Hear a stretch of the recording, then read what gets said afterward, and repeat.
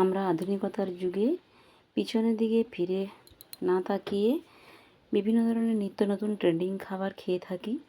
কিন্তু আগেকার দিনে ঠাকুমা দিদারা যে সকল রান্না করতো সে সকল তো আমরা এখন ভুলে গেছি। কিন্তু শাশুড়ি মার আবদারে আজকে আমি একটা হারিয়ে যাওয়া রান্না আপনাদের সঙ্গে তুলে ধরার চেষ্টা করছি। চলুন রেসিপিটা দেখে নেওয়া যাক আমি কি রান্না করছি। নমস্কার, অন্বেষা ঘোড়াই কুকিংয়ে আবার একটি নতুন স্বাদের ভিডিওতে স্বাগত জানাচ্ছি। আজকে আমি করব শালুকের ভেলা ভাজা। এগুলো আগেকার দিনে ঠাকুমা দিদা আমার শাশুড়ি মা বলতেন, তাদের মা তারা সব করতো। তো এটা নাকি খেতে খুবই ভালো লাগে, আমি কখনো খাই না। তো শাশুড়ি মা বললো যে বৌমা এটা খেতে ভালোই লাগবে, তুমি বানিয়ে দেখো আর তোমার বন্ধুদেরও ভালো লাগবে। তো তাই আমি কর্তামশাইকে দিয়ে মাঠ থেকে এগুলো তুলে নিয়ে চলে এসেছি, একদম টাটকা তাজা। তো এগুলো দিয়েই আজকে আমি শালুকের ভেলা ভাজা বানিয়ে দেখাবো। আর এটা খেতে নাকি অপূর্ব লাগে, তো আমিও জানি না। তো চলো দেখতে থাকো রেসিপিটা শুরু থেকে শেষ পর্যন্ত, আশা করছি রেসিপিটি ভালো লাগবে। তো প্রথমে আমি কেটে এইভাবে এর গা থেকে একটা খোসা যে থাকে এই খোসাটাকে বাদ দিয়ে দিচ্ছি। দেখো খুব সহজে খোসাটা উঠে আসছে, আর এটা একদম নরম, শক্তই নয়। ছুরির সাহায্যে একটা সাইজ সাইজ করে কেটে নিচ্ছি। একই সাইজের কেটে নিতে হবে, একই সাইজের হলে ভালো হয়, ছোটো বড়ো হলেও কোনো অসুবিধে নেই। তো আমি একই সাইজের কেটে নেওয়ার চেষ্টা করছি, মাপ মাপ করে কেটে নিচ্ছি। আর একেবারে নরম এবং তুলতুলে, দেখুন কত সহজে এটা কেটে নেওয়া যায়। তো উপরের যে খোসা অংশটা ওটা বাদ দিয়ে দিতে হবে।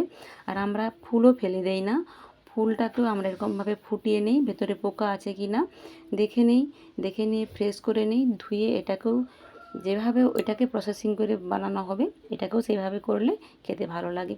তো ফুলটা আমি ফুটিয়ে আপনাদেরকে দেখিয়ে দিলাম। তো একই রকমভাবে আমি খোসাটাকে তুলে নিচ্ছি, এইভাবে হাত দিয়ে তুলে নিলেও হবে, ওপর দিকে ধরে টেনে দিলেই একদম হুড়হুড়ো শব্দ এগুলোকে উঠে যায়। তো একই রকমভাবে আমি সব তুলে নিয়ে একটা একটা করে কাটলে অনেকক্ষণ সময় যাবে, তাই আমি গোছা মতো একসঙ্গে ধরে নিয়ে সুন্দর করে এক সাইজে সবগুলোকেই কেটে নিচ্ছি। তো আমার একেবারে সবগুলো কাটা হয়ে গেছে। আমি সব শালুকগুলো নেই না, কারণ অনেকগুলো শালুক নিয়ে এসেছে, যতগুলো প্রয়োজন ততগুলো নিয়েছি। এবার এগুলো যেহেতু ভেলার আকারে গড়বো তার জন্য খাঁচি লাগবে, আপনারা চাইলে টুথপিক ব্যবহার করতে পারেন। তা আমরা গ্রাম বাংলার মানুষ, আমাদের তো নারকেল পাতা আছেই। নারকেল পাতার পাতাটাকে ফেলিয়ে দিয়ে ওর যে শিরার শক্ত অংশটাকে, খাঁচি অংশটা, ওটা আমি নিয়ে নিচ্ছি। ওটাকে ভালো করে ছিলে প্রেস করে নিয়েছি, নিয়ে এইভাবে গেঁথে নিচ্ছি। আমি কিভাবে বানাচ্ছি দেখুন মন দিয়ে, খুব সহজে আপনারাও পারবেন। আমার ভিডিওটি যদি ভালো লেগে থাকে বলবো প্লিজ একটা লাইক করবেন, বন্ধুদের মাঝে শেয়ার করবেন, আর কমেন্ট সেকশনে আপনার মতামত জানাতে একেবারেই ভুলবেন না। আর নতুন বন্ধু হয়ে থাকলে বলবো প্লিজ আমার চ্যানেলটিকে সাবস্ক্রাইব করে পাশে থাকুন। এরকম বিভিন্ন ধরনের নিত্য নতুন রেসিপি আপনাদের কাছে শেয়ার করব আমি। তো কত সহজে বানিয়ে নিলাম আপনারা দেখলেন। আরেক অপোজিট পাশটাকেও আমি এক এক করে ধরে নিয়ে ওই নারকেলের যে খাঁচিটা পরপর ওটাকে গেঁথে গেঁথে চলে যাব। এটা গাঁথতে কোনো অসুবিধে হয় না, এটা খুবই নরম তুলতুলে। আমরা গ্রাম বাংলার মানুষ, আমাদের মাঠে জলে হয়েছে তুলে নিয়ে এসেছি। আপনারা যারা শহরে থাকেন বাজারে কিনতে পাওয়া যায়, 5 টাকা 10 টাকা যেখানে যেরকম বাজার দর সেই অনুযায়ী কিনতে পাওয়া যায়। এটা বর্ষাকালেই পাওয়া যায়, এই বর্ষাকালে এই শরতের আগমনের সময়। তো এই সময়ে এটা মাঠে হয়, এটা একবার অবশ্যই আপনারা ট্রাই করে দেখবেন, ভালো লাগবে খেতে। আশা করছি বাড়ির সবার ভালো লাগবে, আপনাদেরও। তো আমি একই রকমভাবে আরেকটা করে আপনাদেরকে দেখাচ্ছি। একই রকমভাবে এক পাশটা গেঁথে নিয়েছি, আবারও এক পাশটা গেঁথে নিচ্ছি। সুন্দরভাবে আরেক পাশটাও গাঁথা হয়ে গেছে। তো দেখুন আমার একটু ছোটো বড়ো কাটা হয়ে গেছে, আপনারও তো ছোটো বড়ো কাটা হলে কোনো অসুবিধে নেই।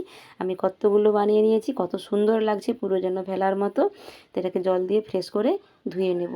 আগে যেমন বাপের বাড়িতে বন্যা হতো, কলা গাছে এরকম ভেলা বানিয়ে আমরা বন্যার জলে ঘুরে বেড়াতাম, আমাদের খুবই মজা লাগতো। সে সকল দিনগুলো হারিয়ে এসেছি, সেগুলো আজও মিস করি। তো আজকে এটা দেখে মনে পড়লো, তাই আপনাদের সঙ্গে শেয়ার করলাম আমার কথাটা। তো আমার এটা ফ্রেশ করে ধোয়া হয়ে গেছে, আমি এটা তুলে রেখে দিলাম। অন্যদিকে এটা যেহেতু ভাজা করব, একটা কোট লাগবে, সেই কোটটা আমি তৈরি করে নেব। 1.5 চামচ বেসন, 1/2 চামচ চালের গুঁড়ো, 1 চিমটি খাবার সোডা, 1 চামচ লাল মরিচের গুঁড়ো, আর 1/2 চামচ গোটা জিরে, স্বাদ মতো লবণ, সব কিছু দিয়েছি। কিন্তু এদিকে এটাতে লবণ মাখাতে ভুলে গিয়েছিলাম, তাই এটাতে স্বাদ মতো লবণ আর অল্প পরিমাণে একটু হলুদ দিয়ে এটাকে মেখে রেখে দেব, যাতে লবণটা মাখালে এর স্বাদটা সুন্দর লাগে, মিষ্টি মিষ্টি টাইপের। ওই জন্য লবণটা মাখিয়ে নিলাম, লবণটা না মাখালে ভালো হয়। বাকি প্রসেসিংটা করে নেব। এক টুকরো আদা নিয়েছি, আদাটাকে গ্রেটারের সাহায্যে গ্রেট করে নিচ্ছি। আমার ওটা গ্রেট করা হয়ে গেছে। এবার আমি অল্প অল্প জল দেব, দিয়ে সমস্ত কিছু উপকরণ একটা স্টিনারের সাহায্যে মেখে নেব। আপনারা চাইলে কাঁটা চামচ কিংবা হাত দিয়েও মাখতে পারেন, কোনো অসুবিধে নেই। সুন্দর একটা থকথকে ব্যাটার রেডি করা আমার হয়ে গেছে। ব্যাটারটা দেখুন, নয় পাতলা নয় গাঢ়, এরকম টাইপের একটা ব্যাটার হবে। এই ব্যাটারের মধ্যে এবার এক একটা ভেলা আমি দেব, দিয়ে এইভাবে বেসনটাকে কোট করে নেব, যাতে ভেতরেও বেসনটা ঢুকে যায়। আপনারা চাইলে আরেকটু পাতলাও করতে পারেন। তো এইভাবে তেলটা খুব হাই হিট হবে না, তার মধ্যে এক এক করে ছেড়ে দিতে হবে। আমি একটা দিয়েছি, দিয়ে ওটাকে আমি উল্টে নিয়ে আবারও পরপর দিয়ে দেব।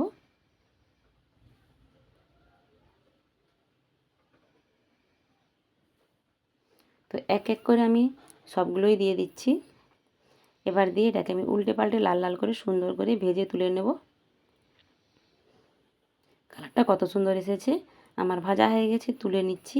একই রকমভাবে আমি সবগুলোই ভেজে নেব। আমার একই রকমভাবে সবগুলোই ভাজা হয়ে গেছে। দেখুন দেখতে কত সুন্দর লাগছে, ওপর থেকে ক্রিঞ্চি হয়েছে আর খুব সুন্দর হয়েছে, ভেতরটাও খুব সুন্দর হয়েছে। আপনাদেরকে ভেঙে দেখাচ্ছি, দেখুন কত সুন্দর হয়েছে। ভেতরের ভেলাগুলো সব সেদ্ধ হয়ে গেছে, মানে শালুকের লতিগুলো। তো এবার আমি আমার বাড়ির সদস্যদের পরিবেশন করে দিচ্ছি। তো আমি তো আমার বাড়ির সদস্যদের পরিবেশন করে দিচ্ছি, ওদের তো খুবই ভালো লেগেছে। আপনাদের কেমন লেগেছে অবশ্যই জানাবেন। আর আজকে বিদায় নিচ্ছি। সবাই ভালো থাকুন, সুস্থ থাকুন, পরিবারের খেয়াল রাখুন। দেখা হবে নতুন ভিডিওতে। টাটা।